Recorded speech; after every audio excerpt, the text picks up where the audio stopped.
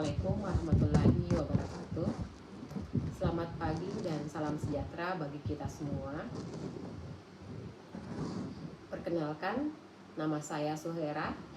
Saya merupakan salah satu dosen Fakultas Pertanian dan Bioremediasi Lahan Tambang Universitas Muslim Indonesia. Sebagai seorang dosen, kita wajib melaksanakan tridharma perguruan tinggi, yakni pendidikan dan pengajaran, penelitian dan pengabdian kepada masyarakat. Pada video ini saya akan menyampaikan pembelajaran pada mata kuliah Hama dan Penyakit Tumbuhan sebagai pernyataan diri dosen dalam unjuk kerja tridharma perguruan tinggi dalam bidang pendidikan dan pengajaran.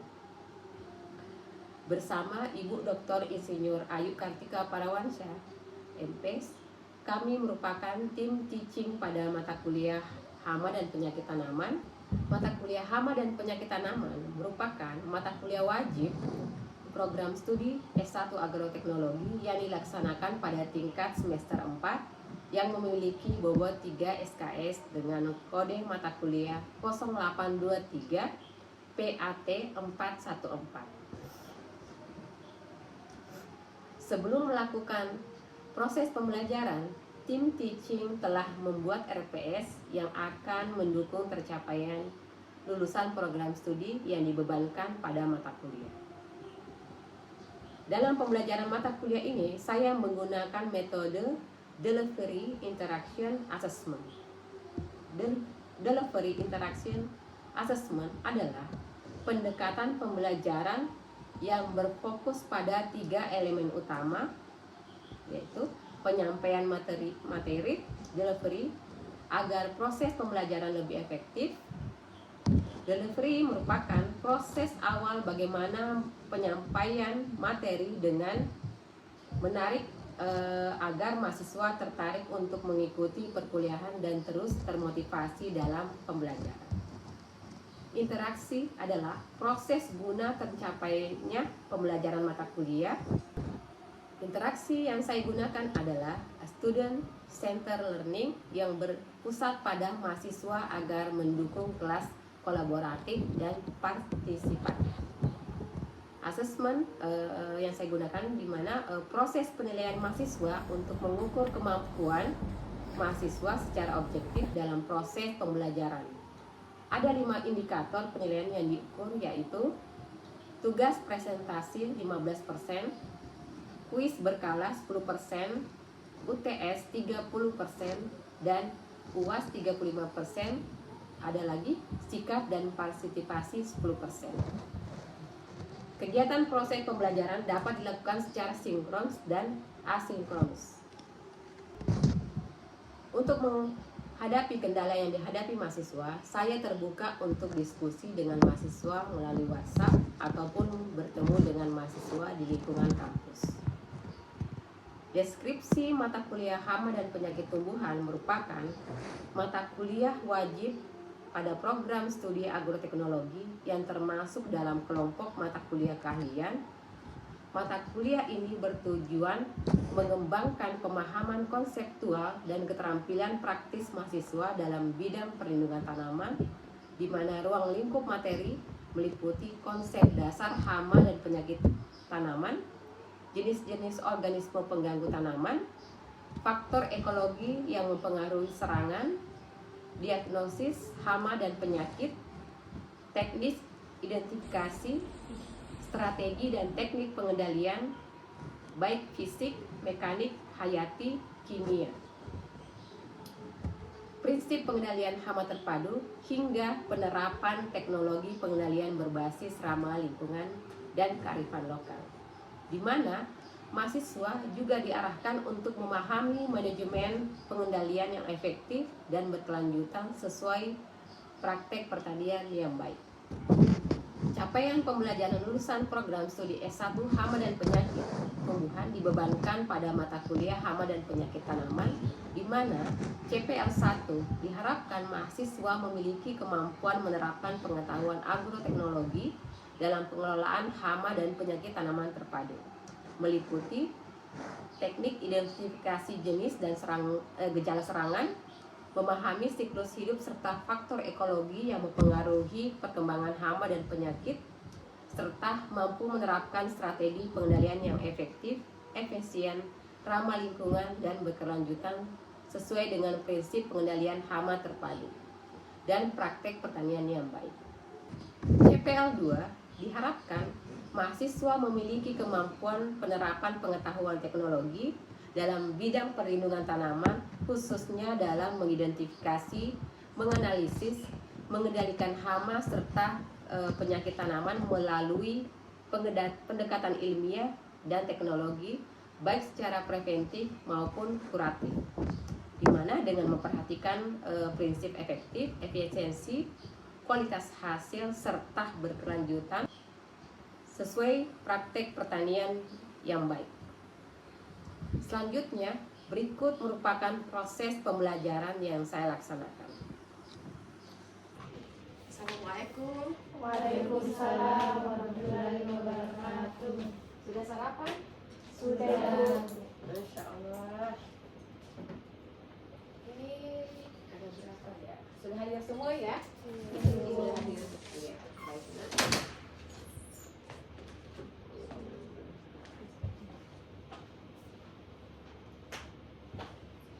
Baik, bismillahirrahmanirrahim. Assalamualaikum warahmatullahi wabarakatuh. Waalaikumsalam warahmatullahi wabarakatuh. Sebelum kita mulai kuliah hari ini, ada baiknya kita berdoa dulu. Baik, bismillahirrahmanirrahim.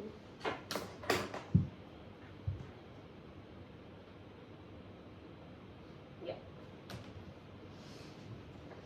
Hari ini kita akan sedikit belajar tentang hama dan penyakit tanaman, ya.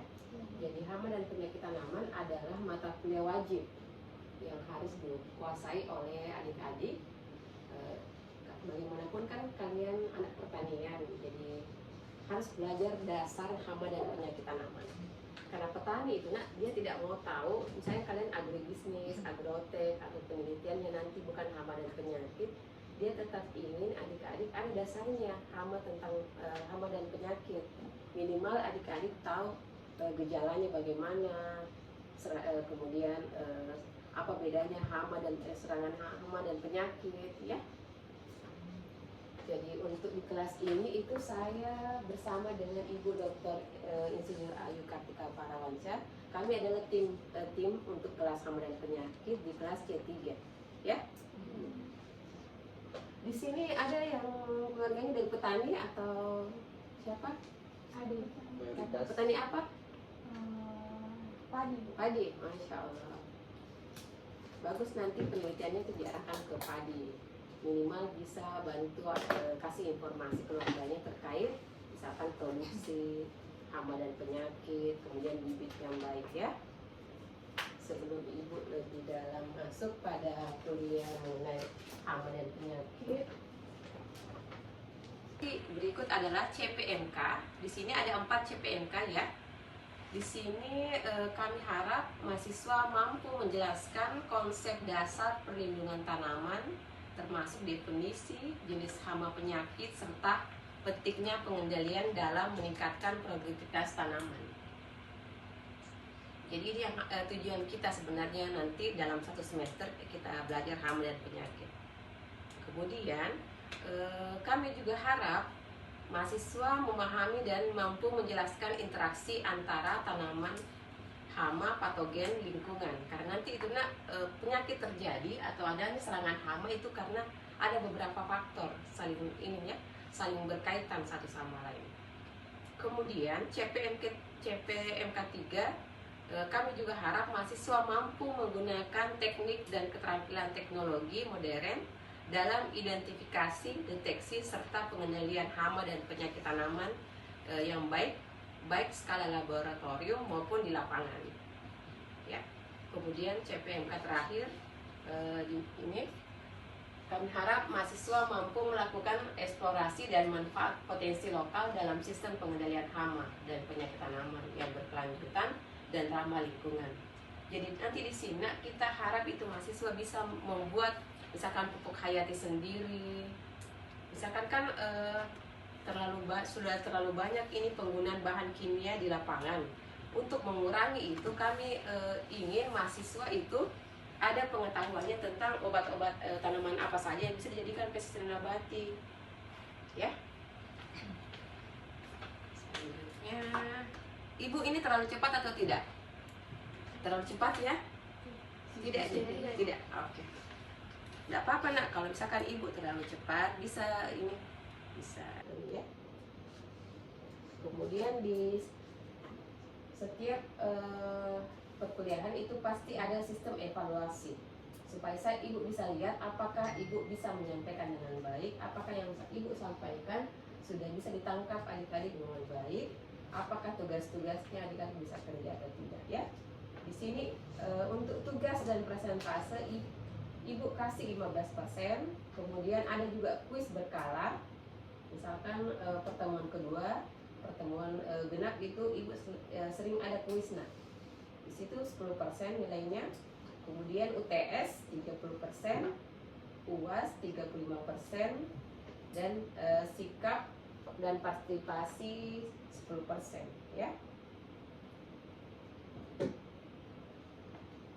Ada yang mau ditanyakan dari ini sistem penilaian ibu? Aman ya? Ya. Sekarang kita masuk kepada ini ya, mengenal hama dan penyakit tanaman. Jadi sebenarnya di sini nak kita diminta untuk jadi dokter tanaman. Malahan kalau bisa dibilang itu dokter tanaman lebih hebat daripada dokter manusia. Kenapa? Karena kita itu berhadapan dengan tanaman yang tidak bisa berbicara, tidak bisa mengatakan saya sakit di sebelah sini. Jadi kita yang harus deteksi gejalanya seperti apa, apakah dia karena hama atau karena penyakit, ya. Jadi untuk mengapa ini penting nak? Karena hama dan penyakit tanaman itu dia bisa menurunkan produksi di atas 30%. Ya. Jadi di sini ada dua faktor yang utama yang bisa menghambat produktivitas tanaman. Yang pertama adalah hama. Jadi hama adalah organisme berupa binatang yang merusak tanaman seperti serangga, tikus, burung. Jadi di sini hama yang bisa kelihatan objeknya ya. Kemudian biasanya itu hama nak, gejalanya pada tanaman itu selalu ada bagian tanaman yang dirusak, kelihatan ada bekas gigitan, bekas gerekan, bekas tusukan ya seperti ini ya. Ini ada bekas gerekan. Ini ya. Kan misalkan tikus itu kalau dia sudah serangka atau ada lubangnya kan, itu karena hama. Jadi minimal adik-adik bisa bedakan serangannya hama dan serangannya penyakit ya. Kalau penyakit itu biasa kita sebut patogen. Kalau pada manusia kita sebut biasa kan kuman kan, umumnya kita sebut dia kuman. Jadi kalau hama itu nak, kalau saya ketemu dengan petani, dia langsung bilang, saya lihat dulu ya Pak, oh ada bagian yang hilang, oh ada bekas gerekan, oh ada sisa-sisa kotoran, ya sisa-sisa kotoran dari ulatnya mungkin, perhatikan dulu. Kemudian pokoknya kalau serangga itu nak ada bagian yang ini hilang karena dia langsung digigit atau ditusuk ya. Kemudian ada juga faktor kedua yaitu patogen atau penyebab penyakit pada tanaman, yaitu mikroorganisme seperti jamur, bakteri atau virus yang bisa menginfeksi tanaman. Sama seperti manusia ya, tanaman juga terinfeksi bakteri, tanaman juga terinfeksi cendawan, bisa terkena virus juga. Kita kan kalau gatal-gatal kan biasa itu jamur, ketombe itu nak jamur itu ya. Kalau kudis itu bakteri. Tanaman kalau dari tanaman biasanya kalau cendawan itu dia kenanya itu kering, berwarna kuning, kemudian perubahan warna menjadi coklat. Beda dengan bakteri. Bakteri biasanya itu berair ya. Kalau ada tanaman yang tiba-tiba busuk, kayak ada kan biasa kentang itu busuk, ada cabai, tomat, itu bakteri. Jadi bedanya itu cendawan, bakteri biasanya itu dari gejalanya itu lebih berair bakteri dibanding dengan cendawan. Kan kalau cendawan digaruk-garuk saja kan, biasa itu kayak kalau manusia itu kan biasa panu, ya Kalau kalau bakteri kena Escherichia coli, kalau batuk berdahak itu bakteri. Virus kan kalau corona. Kalau tanaman juga terserang virus. Kalau tanaman terserang virus itu, nah biasa ciri-cirinya itu dia mengkerut, atau bisa juga kerdil, bisa juga dia perubahan warna tapi spot-spot, tidak rata perubahan warnanya, ya kan biasa itu ada cabai yang ada gejala serangan gejala infeksinya itu dia spot-spot. Beda kalau cendawan bakteri biasa bulat seperti ini atau mulai dari pinggir menyerang, ya. Jadi sudah bisa bedakan serangannya hama sama penyakit. Sudah ya. Coba Akmal, apa tadi yang kalau hama bagaimana, Nak? Kalau hama seperti misalnya burung, tikus, merusak bagian tanaman, Bu. Iya, ada bagian yang hilang kan? Karena langsung dimakan, dimakan di tempat. Ya, beda kalau jamur, dia melalui prosesnya panjang. Dia mengeluarkan enzim, kemudian dia lama-lama membusuk, ya. Kita belum masuk pada untuk bagaimana dia menginfeksi. Kita masih pengenalan untuk minggu pertama, ya. Ya. Ini kalau hama ya, dia langsung merusak seperti ini, Nak. Ini bagian hilang ya. Jadi kalau ditanya petani, Nak, ini hama atau penyakit? Nah, cek mungkin apakah ada yang bagian yang hilang, kemudian bekas gerekan atau sisa kotoran dari serangganya seperti ini ya. Ini adalah hama. Berikut adalah jenis-jenis hama yang sering kita temui. Ada ulat, wereng, kutu daun, tikus, burung, atau mamalia lain seperti babi juga ya, itu hama. Kemudian dampak serangannya hama mengakibatkan kematian tanaman, penurunan kualitas hasil panen, dan kerugian ekonomi bagi petani. Kemudian ada juga hama vektor. Nah, dia tidak langsung sebenarnya merusak, tapi itu vektor, dia membawa penyakit kayak nyamuk itu. Dia misalkan dia sudah ambil di sana penyakit, kemudian dia gigit di orang sehat, pindah penyakitnya. Jadi ada juga serangga vektor. Nah, dia sifatnya itu memindahkan penyakit. Dia mungkin tidak langsung merusak, tetapi dia memindahkan penyakit. Misalkan dia sudah singgah pada tanaman yang terserang, dia isap cairannya, ikut juga patogennya, kemudian kembali lagi ke tanaman berikutnya seperti ini. Ini adalah aphids ya, serangga vektor ini. Kayak dia itu mengisap cairan, Nak. Jadi kalau tanamannya ini ada cairannya, kemudian dia pindah pada tanaman yang sehat, maka dia bisa memindahkan penyakit. Ya, itu namanya hama vektor penyakit. Berikut adalah organisme penyebab penyakit atau patogen. Jadi kalau di pertanian, ya, kalau di pertanian bilang patogen, tidak mengerti, ya, bilang saja organisme ini penyebab penyakit saja. Kalau kita sebagai orang akademisi, kita sebut dia patogen. Kalau dokteran juga dia sebut sebagai patogen sih, tapi kalau dia berbicara dengan masyarakat biasa, dia sebut itu kuman, ya. Jadi organisme penyebab penyakit pada tanaman atau kita sebut patogen itu ada jamur, kemudian bakteri, virus, nematoda. Berikut adalah ciri-cirinya, Nak, ya. Kalau jamur itu seperti ini, ya. Lama kelamaan itu akan bolong karena kan rusak bagian jaringannya, mati, makanya dia bolong seperti ini. Terjadi perubahan warna seperti ini, ya, ada bercak-bercak. Kemudian kalau bakteri seperti ini. Ini ada juga yang menyebabkan kawar, ya, busuk lunak, dia lunak kalau dia menyerang, ya. Kemudian ini virus biasanya dia dia kerdil, karena biasanya itu virus dari pada saat mungkin di dalam tanahnya sudah ada atau pada saat bibit. Makanya kenapa perlu kita selalu beli bibit unggul, Nah, karena kalau bibit unggul itu sudah hampir 100% bebas dari penyakit. Jadi kalau kita kan petani biasanya tidak punya modal untuk beli bibit, makanya dia selalu tanam dari yang sebelumnya. Jadi penyakit itu tidak bisa putus, ada terus di pertanaman. Karena dia mungkin tidak punya kemampuan untuk membeli bibit. Makanya kita anjurkan petani supaya, karena kapan dia dari awal sudah ada penyakit, Nak, ongkos untuk mengendalikannya juga itu tinggi. Lebih baik dia beli yang mahal tapi bisa mengurangi nanti biaya pengendalian penyakit ya. Jadi itulah kenapa pemerintah menyarankan petani menggunakan bibit yang tersertifikasi karena sudah bebas dari penyakit. Selain dia bebas penyakit, nah dia juga sudah diberi ketahanan agar aromanya mungkin dia bisa terlindungi dari hama. Jadi itu tanaman bibit, bibit yang dari pemerintah biasanya itu sudah direkayasa agar dia mengeluarkan aroma yang bisa melindungi dari serangan hama. Jadi hama tidak mau datang karena aromanya tidak ini ya. Jadi sudah mengerti ya. Ada yang mau bertanya? Saya Bu, Silahkan nak. apakah hama selamanya dapat tinggal di pertanaman Bu? Bisa nak.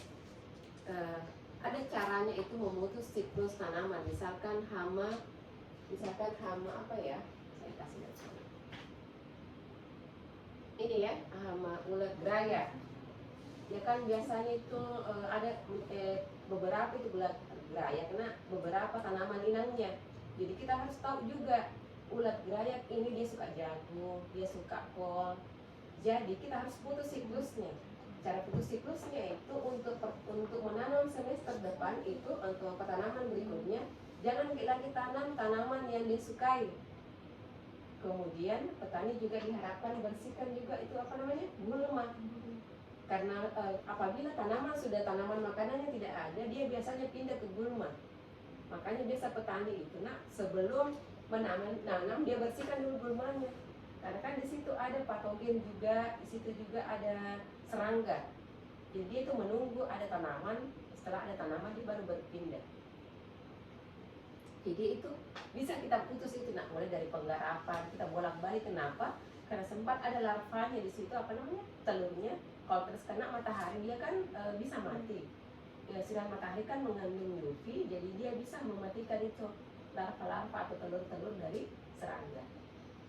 Jadi sebenarnya bisa dari awal pengendalian. Lebih murah juga kalau kita dari awal sudah tahu. Oh, baiknya nanti kita tidak usah tanam jagung, tanam padi saja karena ada ulat geraya supaya terputus siklusnya, ya. Siklusnya pendek. Jadi bisa ya. Ya, pertanyaan yang bagus nak. Baik, kita lanjut. Ya, dari sini coba diangkat tangannya. Siapa yang nomor berapa yang serangan hama? Angkat tangannya.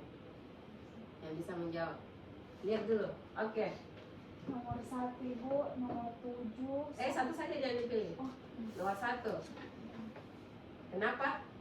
Karena menggigit. Ada bekas Iya, ini ya. bekas gigit. Betul.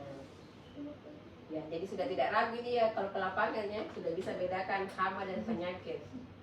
Oke. Siapa lagi? Pilih lagi satu. Dari yang penyakit. Iya.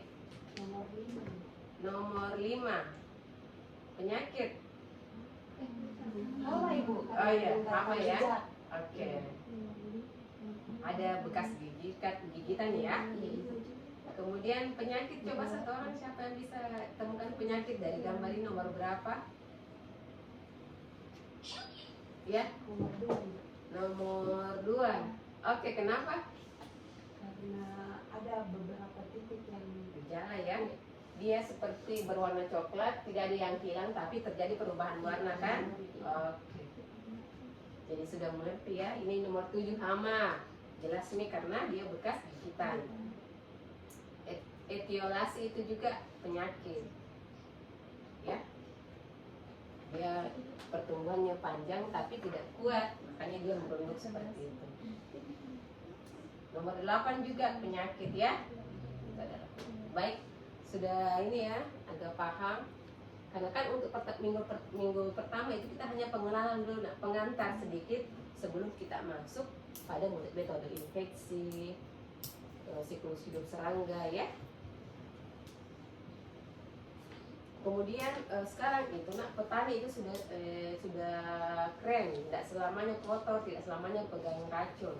Karena kan sekarang itu kita sudah bisa menyemprot pakai drone, kita cuma duduk-duduk kayak gini. Ya. Kemudian kalau untuk memantau serangan hama ada sensor yang kita pasang pada tanaman, ya. Jadi ini adalah dampak ekonomi dan strategi pengendalian. Jadi kalau bagus strateginya, dampak ekonominya bagus. Karena kita sudah deteksi dari awal, ya. Jadi yang ingin bertanya, ya silakan. Perkenalkan, nama saya Astu Maria. Pertanyaan saya Ibu, apakah pada satu tanaman dapat sekaligus terserang hama dan penyakit? Bisa. Makanya penting, makanya kenapa lulusan hama dan penyakit selalu dicari. Karena satu tanaman saja bisa banyak serangga, bisa banyak hamanya, bisa banyak penyakitnya. Oh, ada di sini saya perlihatkan ya. Misalkan ini hama padi. Ini baru satu tanaman padi, hamanya sudah banyak seperti ini. Padahal kan kalau ilmunya itu sebelum dia populasi serangganya itu masih di bawah normal, masih bisa dikendalikan, itu tidak boleh tidur pakai racun, ya. Karena konsepnya itu di alam kalau ada tanaman pasti ada hama. Hama itu kan juga makanan. Setelah ada hama nanti juga ada predator kayak burung yang mau memangsa hama, atau ada biasa kan kalau di petanaman itu laba-laba yang pasang jaring itu jangan diusir itu karena dia sebenarnya menunggu hama datang. Tapi kan kebanyakan petani sudah di mindsetnya itu kalau ada serangga semprot cepat. Padahal itu kalau serangga hama itu makanan juga. Tunggu saja nanti akan ada yang datang memangsanya kayak laba-laba atau belalang sembah. Itu ada yang belalang sembah itu yang begini, itu predator, ya. Banyak predator itu, ada juga bumbang itu yang warna-warni orange itu dia juga predator. Hama tidak bisa, petani tidak bisa bedakan, ya. Sekarang gulma. Ya, gulma juga salah satu sebenarnya ada 3 sebenarnya, hama dan penyakit dan gulma. Kenapa gulma? Karena dia bisa bersaing nutrisi dengan tanaman, ya. Selain nutrisi dia juga berebut dengan sinar matahari. Misalkan dia lebih tinggi maka dia melindungi tanamannya yang tanaman yang kita budidayakan dari kena sinar matahari. Kan matahari untuk berfotosintesis sebagai sumber makanan, kan. Kalau gulmanya lebih tinggi maka tanaman budidaya kita tidak mendapatkan matahari. Jadi tugasnya itu ada, ya, ini tugasnya nanti bisa dilihat di Kalam, bisa di-download, bisa dilihat, bisa diunduh di sana. Kemudian tugasnya itu satu orang mencari satu tanaman, kemudian kumpulkan apa saja penyakitnya, patogennya, apa saja hamanya. Kemudian nanti setiap hama itu cari literaturnya 10 tahun terakhir berapa persen dia bisa menurunkan produksi. Ini cukup tugas awal saja, ya, sebagai pembukaan. Kemudian tugasnya nanti Ibu tunggu 1 hari sebelum perkuliahan minggu depan, ya. Jadi untuk kuliah kita hari ini semoga kalau ada yang mau diskusi di luar jam kelas juga boleh melalui WhatsApp, boleh juga bertemu Ibu langsung, ya, boleh. Nah, jadi sudah tidak ada pertanyaan lagi, kan? Aman? Ya, terkait tugasnya bisa dibicarakan di grup, ya, Nak, ya. Cukup tugasnya Ibu paling banyak 10 halaman saja, 10 halaman, ya. Dia banyak, kan? Baik, alhamdulillahirrahmanirrahim. Ibu tutup kuliah kita hari ini dengan ucapan alhamdulillahirrahmanirrahim. Assalamualaikum warahmatullahi wabarakatuh. Waalaikumsalam warahmatullahi wabarakatuh.